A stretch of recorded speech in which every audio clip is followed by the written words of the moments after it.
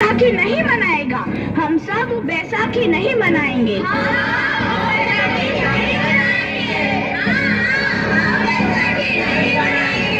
जब तक हम अंग्रेजों को भारत से बाहर नहीं निकाल देते, पूरा पंजाब बैसाखी नहीं मनाएगा। अच्छा, तो तुम सब हमारा विरोध करता है, भाग जाओ यहाँ से, इसका अंजाम बहुत ही बुरा होगा। हम नहीं जाएंगे, तुम लोग जाओगे। हमें नहीं, तुमको भारत से भागना होगा। Soldiers fire!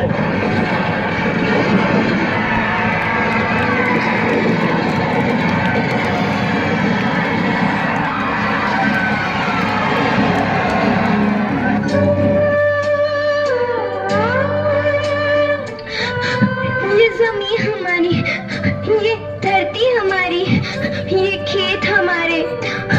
अभी थोड़ी देर पहले हमारी ये फसलें लहरा रही थी, पर इन अंग्रेजों ने हमारी फसलें बर्बाद कर दी। इन अंग्रेजों ने एक ही झटके में इन सब फसलों को काट दिया। अंग्रेजों, तुम्हारे इस अत्याचार से हम डरेंगे नहीं। इस अत्याचार का बदला लेकर रहेंगे। हम आजादी लेकर रहेंगे। जलियांवाला बाग हर हिंदुस्तानी की आंख नम कर गया।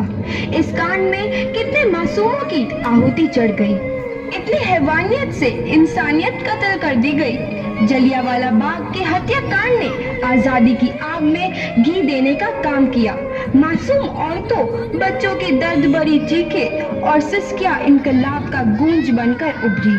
लाला लाजपत राय, भगत सिंह, राजगुरु, सुखदेव सरीखे क्रांतिकारियों ने भारत की इस जमीन से विदेशी दरिंदों को निकाल फेंकने के मंसूबे मजबूत कर लिए। 8 अप्रैल 1929 लाला लाजपत राय के नेतृत्व में साइमन कमीशन के खिलाफ एक भारी जुलूस निकाला गया।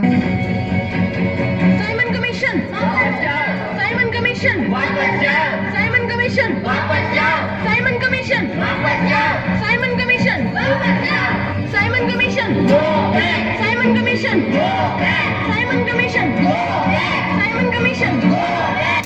बेवकूफ इंडियंस, तुमको हमारी बात समझ में नहीं आती। Stop this.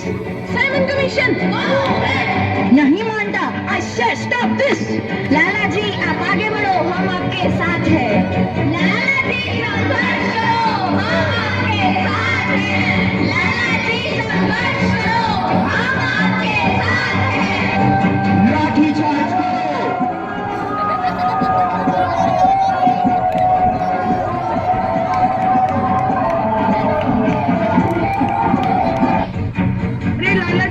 गहरी चोट लगी है, उनका सर फट गया है। मेरे शरीर में लगी एक एक लाठी अंग्रेजी सरकार के कफन में कील का काम करेगी। ये आजादी की लड़ाई रुकनी नहीं चाहिए। ये जिम्मेदारी मैं तुम सबको सौंप कर जा रहा हूँ। लाला लाजपत राय की दर्दनाक मौत के बाद भगत सिंह, सुखदेव, राजगुरु वतन के इन मतवालों के खून में ऐसा उबाल आया जिसका सामना करना अंग्रेजी सरकार के लिए मुश्किल हो गया। अंग्रेजों को करारा जवाब देने के लिए स्कॉट और सैंडर्स को मारने की रूपरेखा रची गई।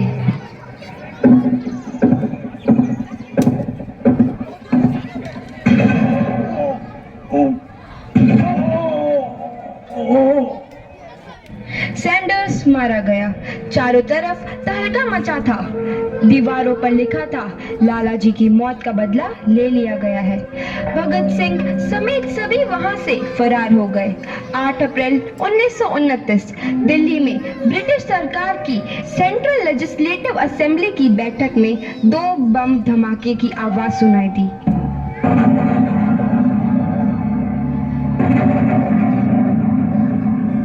धमाकों ने अंग्रेजी हुकूमत को हिलाकर रख दिया। इस घटना को अंजाम देने वाले भगत सिंह, राजगुरु और सुखदेव ने अपने आप को अंग्रेजों के हवाले कर दिया। 1930 को अदालत ने अपना फैसला सुनाया। मुलजिम भगत सिंह, मुलजिम राजगुरु, मुलजिम सुखदेव को दफा 121 और दफा 302 के तहत ये अदालत तीनों को मुजरिम करार देती है। और इस गुस्ताखी के लिए ये अदालत इन तीनों को सजाए मौत की सजा सुनाती है।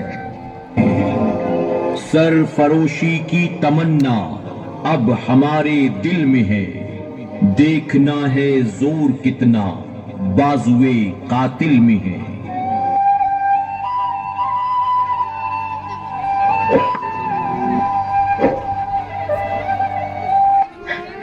पुत्र की हाल है तेरा। मैं चंगा हूँ माँ, फिक्र करने की कोई गल नहीं।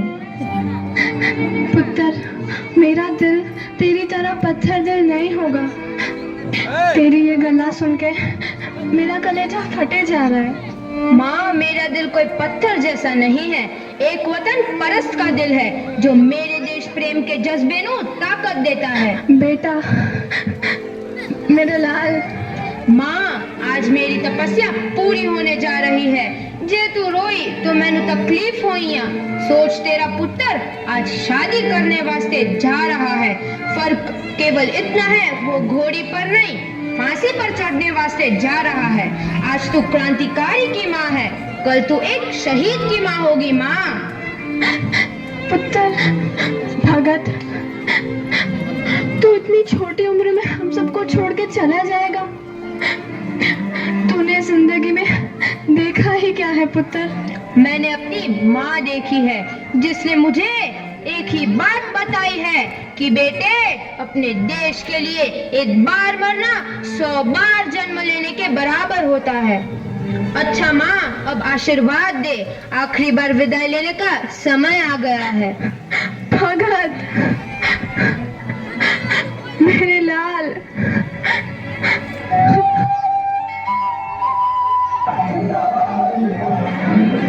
भगत सिंह, तुम्हारी कोई आखिरी ख्वाहिश?